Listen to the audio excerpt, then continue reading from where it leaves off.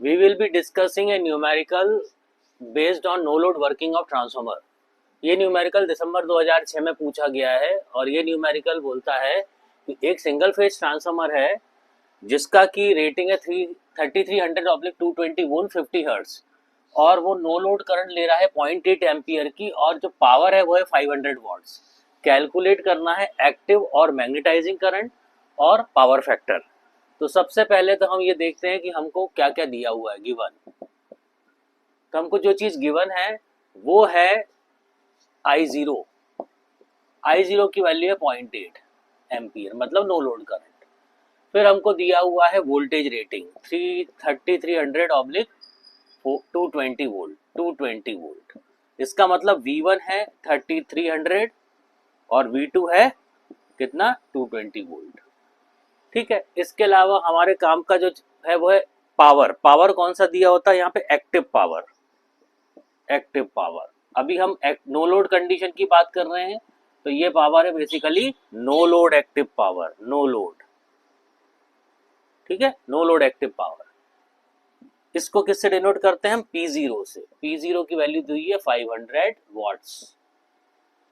ठीक, अब आपसे पहली चीज पूछी गई है एक्टिव कंपोनेंट। एक्टिव करंट या कंपोनेंट का दूसरा नाम है कोर लॉस। जो कोर लॉस कंपोनेंट है वही एक्टिव कंपोनेंट ऑफ करंट है। कोर लॉस करंट को हम किससे डिनोट करते हैं? IW से। अब IW से हम इसको रिप्रेजेंट करते हैं। इसका फॉर्मूला क्या है? I0 cos φ0, ये फॉर्मूला है। पर ये टर्म कहाँ पे आता है? पावर में।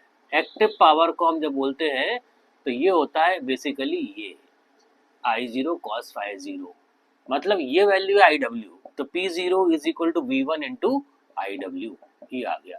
तो IW की वैल्यू क्या आ गई? 500 अपॉन V1। V1 कितना है? 3300। तो यहां से हमको IW की वैल्यू मिलती है 0.152 एम्पियर। दूसरा उसने निकालने को बोला है magnetizing current. Magnetizing current, magnetizing current. Magnetizing current को किससे डिनोट करते हैं हम? IM से। IM, ठीक है। और IM निकालने के लिए फॉर्मूला क्या है? I0 का whole square is equal to IW का होल स्क्वायर प्लस IM का होल स्क्वायर। ठीक है, अब यहाँ पे हम अगर IM की वैल्यू निकालना चाहें तो हम इसको करेंगे अंडर रूट ऑफ I0 का होल स्क्वायर माइनस IW का होल स्क्वायर। तो IM की वैल्यू आएगी अंडर रूट ऑफ 0.8 का होल स्क्वायर माइनस 0.152 का होल स्क्वायर। तो यहाँ से IM की वैल्यू आती है 0.786 एम्पियर। तीसरी चीज उसने बोला है power factor. Third thing is power factor, ये निकालना है हमको। पावर फैक्टर, पावर फैक्टर को किससे डिनोट करते हैं? cos φ0 से। Power factor is equal to cos φ0। ये क्या है? ये पूछा है।